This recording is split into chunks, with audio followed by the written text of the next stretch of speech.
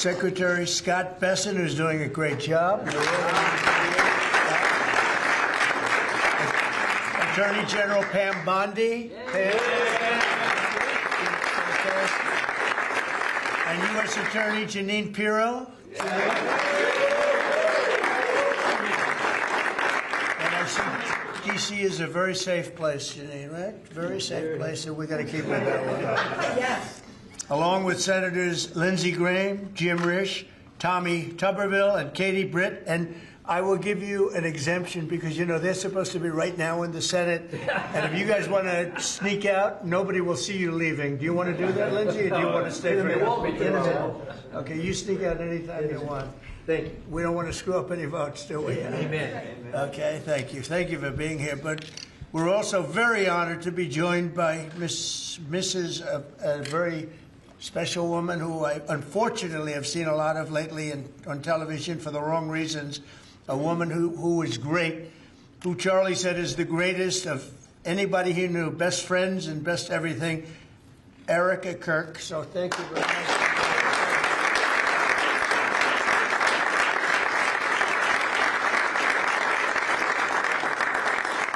And as Erica knows, another special woman, Laura Ingraham. Where's Laura? She's here someplace. Thank you, Laura. And many other true American patriots, great people. 1 year ago, Sergio played a key role in helping us secure the most consequential presidential election victory in the history of our country. And from the day we won, he immediately began working to staff our new administration with the most talented team of any president. And we have had a great team. A couple of mistakes there, Sergio, but we won't mention that. They're gone. We got rid of them pretty quick. We found a couple we weren't thrilled with. We got them out of here. But as my director of office and presidential personnel from the early days of transition, Sergio's leadership was essential to fulfilling the historic mandate entrusted to us by the American people. And that's what we've done with the help here at the White House. We set new benchmarks for presidential staffing. Nobody's done it, I think, hopefully better, but certainly quicker. But I don't think anybody's done it better. We have great people, surrounded by the people that I really do love and like and respect. But we hired 4,000 appointees across every federal department in record time, including over 1,000 appointments on day one. So before we even got started, we had over 1,000 people working for us. Under Sergio's leadership, federal agencies and departments reached staffing levels of 95%, and it's faster than any administration in modern-day history. And prior to his work on behalf of my 2024 campaign, Sergio had tremendous success as an entrepreneur in the publishing world. He even published my book, which went to #1. I was very happy because if it didn't, he wouldn't be here right now. But now I'm trusting Sergio to help strengthen one of our country's most important international relationships, and that's the strategic partnership with the Republic of India. It's a big deal. India is home to one of the world's oldest civilizations, the largest country in the world, actually. And it's got over 1.5 billion people. And we have a fantastic relationship with the Prime Minister, Modi. And Sergio has only enhanced that because he's become already friendly with the Prime Minister, knowing that Sergio is going to be the ambassador they would call constantly to say, let's get to know this man, and they like what they see. So I know you're going to have a great success over there. It's a very important relationship. But it's also the fastest growing middle class, and it's an important economic and strategic security partner in the Indo-Pacific region. It's an amazing country, actually. 1.5 billion people. China has 1.4 billion. Those are two big countries.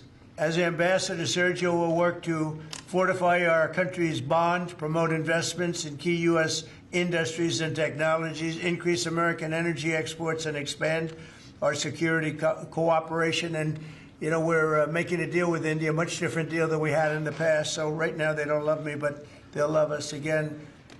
We're getting a fair deal, just a fair trade deal. We had pretty unfair trade deals. They're very good negotiators, Sergio, so you have to take a look at that, if you would, please. But we're getting close, Scott. I think we're pretty close to doing a deal that's good for everybody, right? In the old days, do you think Biden would ask that question? I don't think so. and say, how are we doing with India? He didn't know about India. He didn't know a damn thing. But that's okay. We had him. Likewise, in Sergio's role as special envoy to South and Central Asia, he'll be a key emissary to a very important group of nations at the crossroads between East and West. And last week, I was honored to host the leaders of 5 Central Asian countries here in the White House, and Sergio will be helping with all of that. We had an amazing meeting the other night at the White House, and I'm confident that Sergio will do an outstanding job and make our country and all of his friends very proud. But I'm very proud of Sergio. I've known him for a long time, and he's a great guy. And most people love him. Some people don't like him so much. I'll be honest with you, Sergio. I said some people, when they don't like Sergio, they don't like him. But when they like him more than anybody. But most of them really are the like category. And I just want to say that I think he's going to be an outstanding representative for the United States of America. And it's a big deal. Being the ambassador to India is a big deal. So, Sergio, congratulations. I know you're going to do a fantastic job. Thank you very much.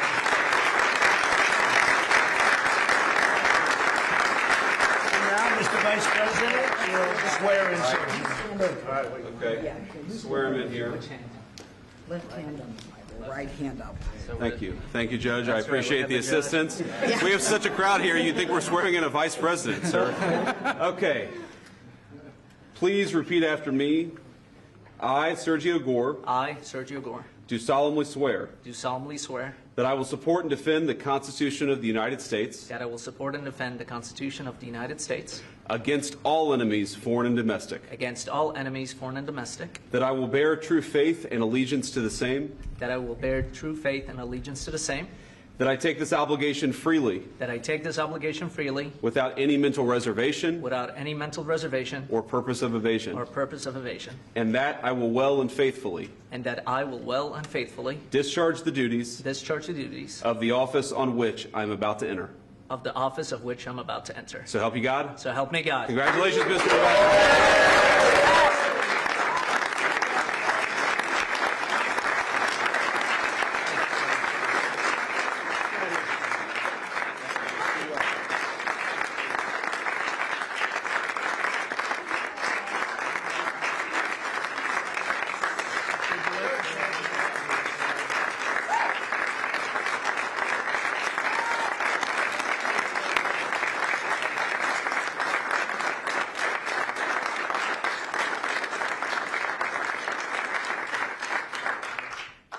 Mr. President, this is an honor of a lifetime. I want to thank first you, what you have done for this country before you came back in, the trouble that this country was facing. I mean, frankly, we were screwed.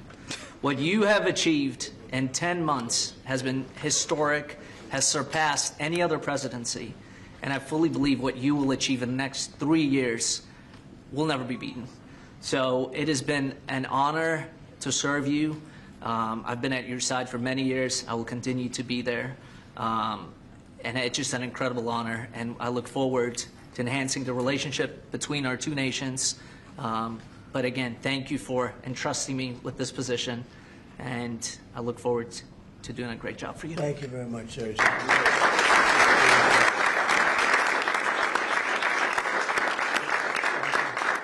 JD, would you like to say something? Well, thank you, sir. First of all, congratulations, Sergio. You're going to be a great ambassador, a great representative to the country of India, which the President and I both love. As a lot of you know, Sergio was a critical piece of what made the first 10 months such a great success. Obviously, the President's leadership is the most important thing, but you can't do a whole lot unless you've got good people around you. And Sergio did as much as anybody to ensure that the White House was staffed with the very best people, people who were loyal to the President, loyal to the country, and loyal to the agenda that we're trying to implement. So thank you all for being here. I think it's a great testament to you, Sergio, that you got multiple cabinet secretaries, Erica Kirk, the President of the United States. This crowd would not turn out for just anybody, but it turned out for Sergio Gore. You're going to do a hell of a job, man. Congratulations.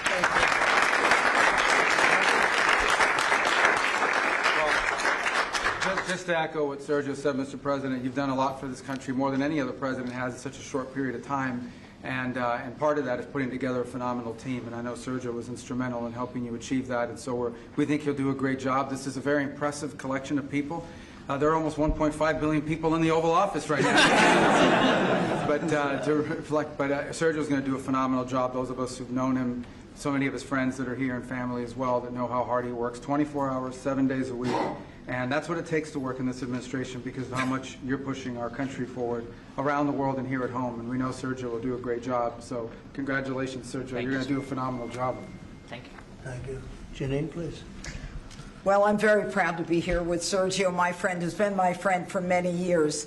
He is someone who is loyal, he is trustworthy, and he works as hard as anyone I know. And Mr. President, there is in this room a group of people who love you, who believe in you, and who are so proud to be in this Oval Office and to be part of this amazing day because you have changed the course of America. You, and thank you, Sergio, for what you've done. God bless you both.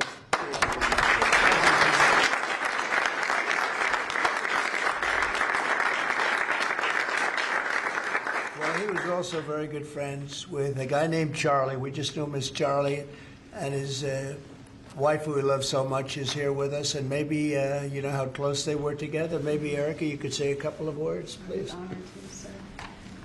Charlie loved you. It's hard not to get emotional because I know that he would have been the first phone call when he found out that you were going to be taking this position. And the way that I was able to witness the two of you work together for years and to champion and support the president was absolutely humbling to witness. And I am so proud of you. And Charlie is going to be with you every single day. In spirit, and I will be praying for you every day because I know that this is just the beginning of an incredible opportunity for you. And sir, thank you for allowing Sergio to have this beautiful moment. Thank you very much. Thank you, John. And that man's watching over us right now, right? Okay. Any questions? You mentioned the senators that are here, Mr. President. Do you personally approve of the deal that's happening right now in Capitol Hill to end the government? Well, it depends what deal we're talking about. But if it's a deal I heard about, that's certainly, you know, they want to change the deal a little bit. But I would say so. I think based on everything I'm hearing, they haven't changed anything. And we have support from enough Democrats. And we're going to be opening up our country. It's too bad it was closed, but we'll be opening up our country very quickly. Mr. President, that deal does reverse the mass firings your administration put through during the shutdown. Did you sign off on that, and will you abide by that if this passes? Well, I will be. I'll abide by the deal. The deal is very good. We're not going to be giving $1.5 trillion to people that came in from jails and from, you know, the gangs and drug dealers and all of these others that they wanted to be given health care, which would have hurt our health care system. I hope that we're going to be able to have a health care where Lindsay and I were discussing it, Jim and I were discussing it, and Katie, we discussed it. We want a health care system where we pay the money to the people instead of the insurance companies. And I tell you, we're going to be working on that very hard over the next short period of time, where the people get the money. We're talking about trillions and trillions of dollars where the people get the money. Yes, please. Syria President, sir, could you update us on your meeting? Did you come to any agreements? Say it? With the leader of Syria you had earlier, did you come to any agreements today? Well, I've had an agreement with him. He's a very strong leader. He comes from a very tough place, and he's a tough guy. I liked him. I get along with him. The president, the new president of Syria. And we'll do everything we can to make Syria successful because that's part of the Middle East. We have peace now in the Middle East, first time that anyone can remember that ever happening. And,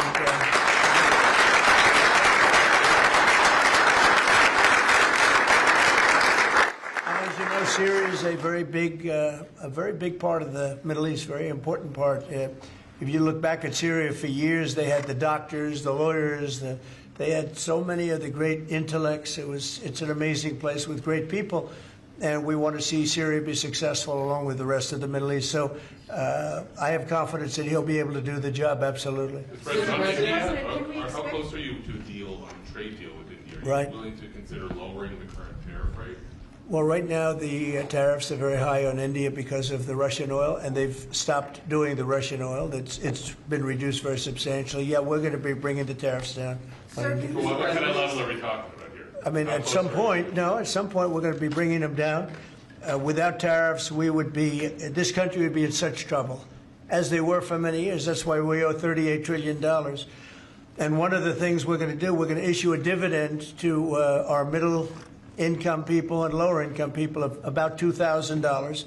And we're going to use the remaining tariffs to lower our debt. We're going to be lowering our debt, which is a national security thing. So we're doing a lot of good work. And the numbers were reported so incorrectly. The real numbers are trillions of dollars have been taken in or gotten in terms of investment from the tariffs. And so if that were ever reversed, it would be a disaster. Frankly, it would be a national security problem for our country. And nobody thinks it's going to be reversed. I think we had a very good court case. As you know, it's before the Supreme Court right now. But if that were ever reversed, you know, people are saying, oh, it's $1 billion. Some people said, oh, it's $2 billion. Well, that obviously we can handle very easily.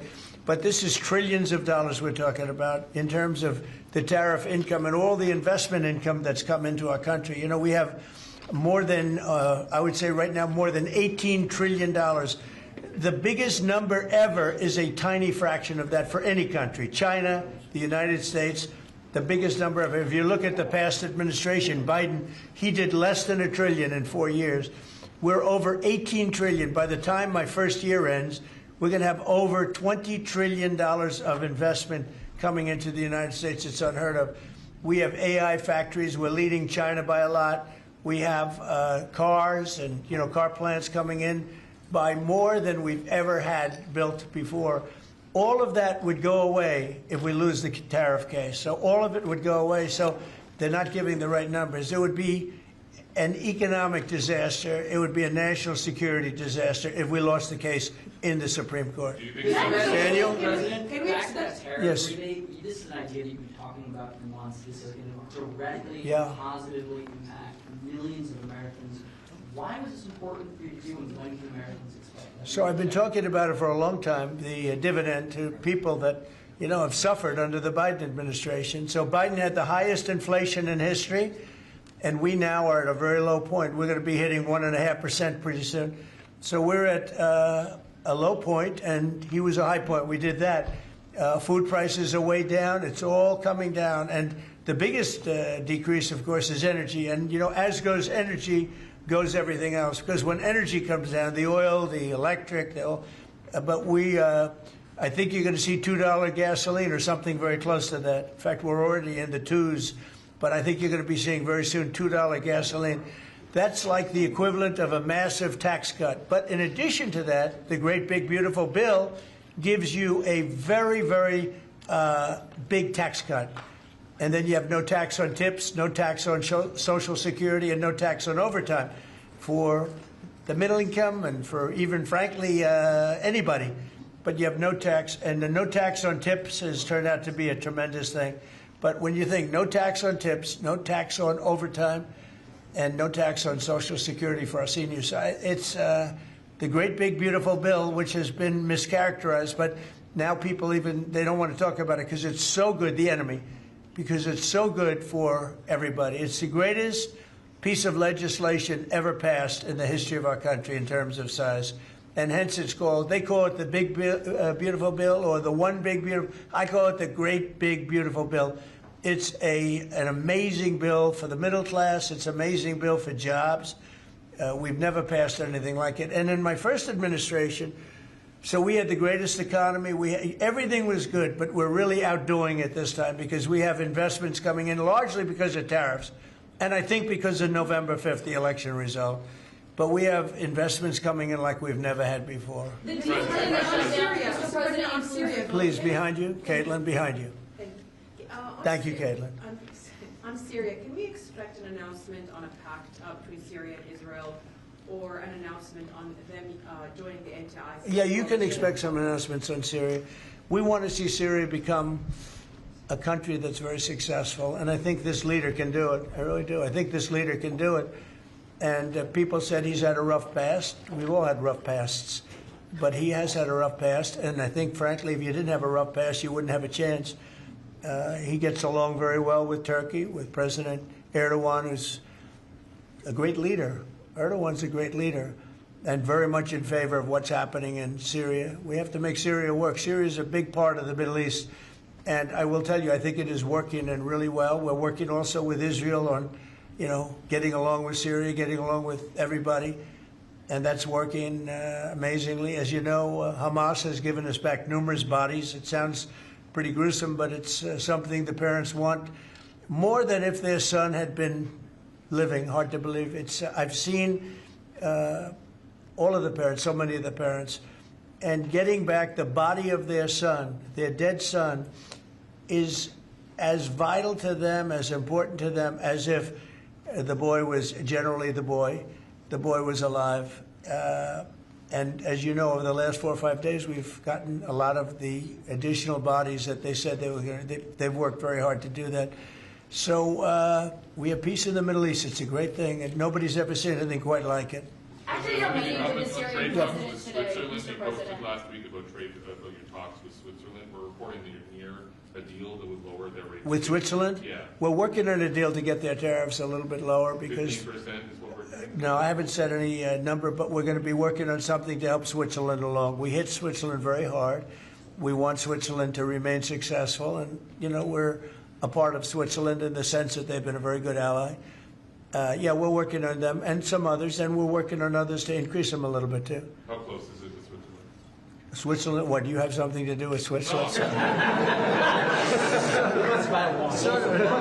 He wants to buy a nice watch. Right? He wants to buy a nice Rolex, right? We'll give Rolex some publicity because Rolex they've been very nice, Now, look, it's a beautiful country. It's a small country, but economically very big. So we're working on something. Caitlin? After a meeting with the Syrian president earlier today, Marjorie Taylor Greene, who is a big ally of yours, said that she would rather see you focused on nonstop domestic policy meetings here at the White House instead of nonstop foreign policy meetings.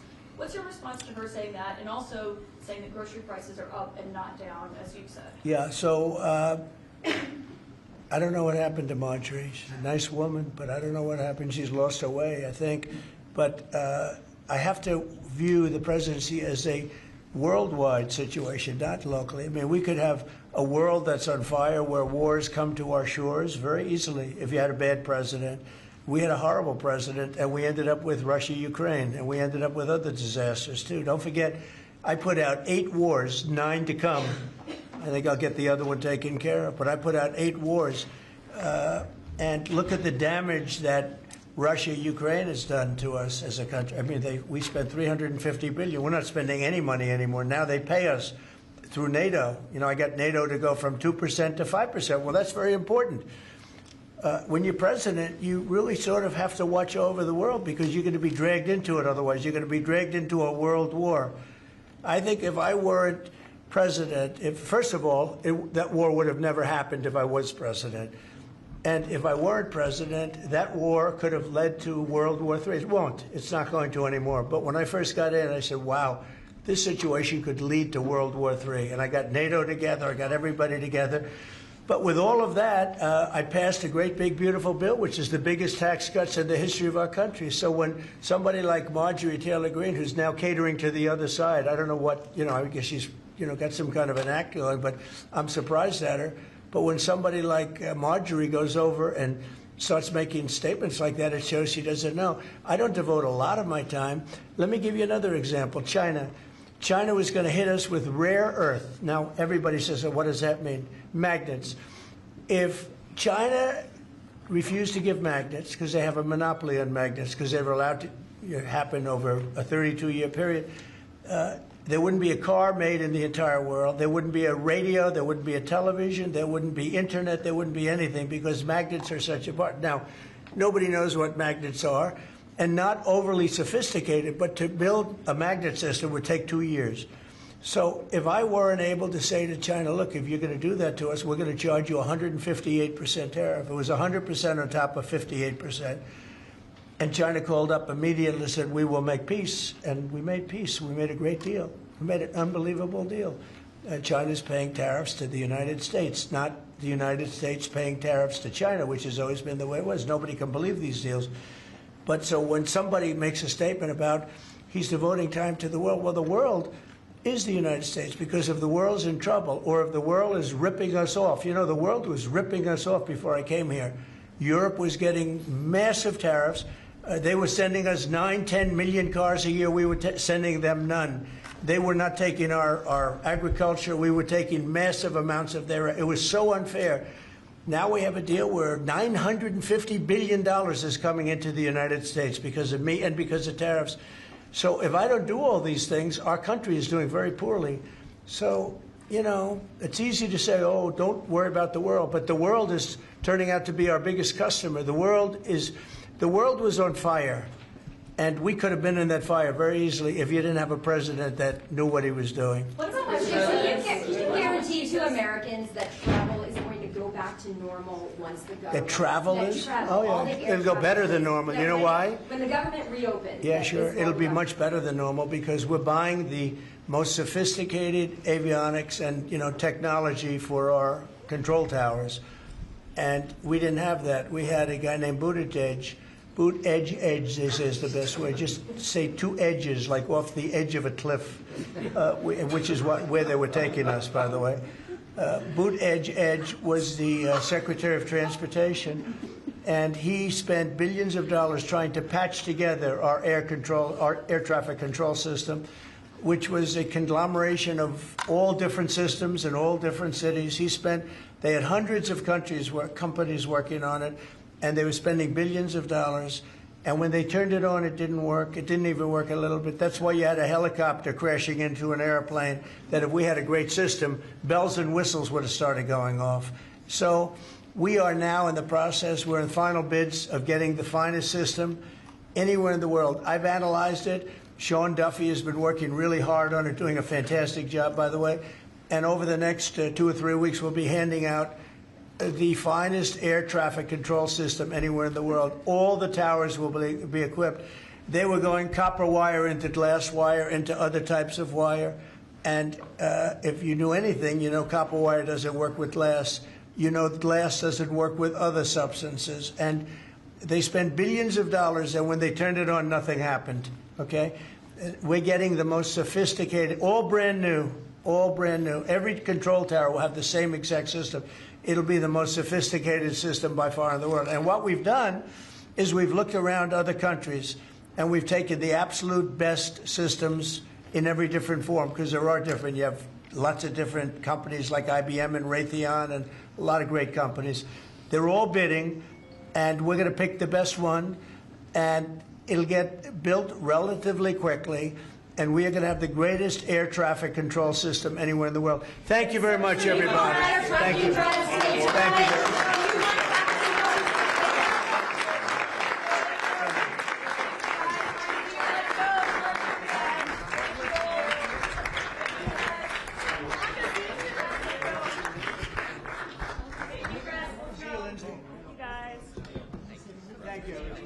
Thank you, sir. Thank you, press. Thank you, press. Thank you, Mr. President. Thank you, Mr. President.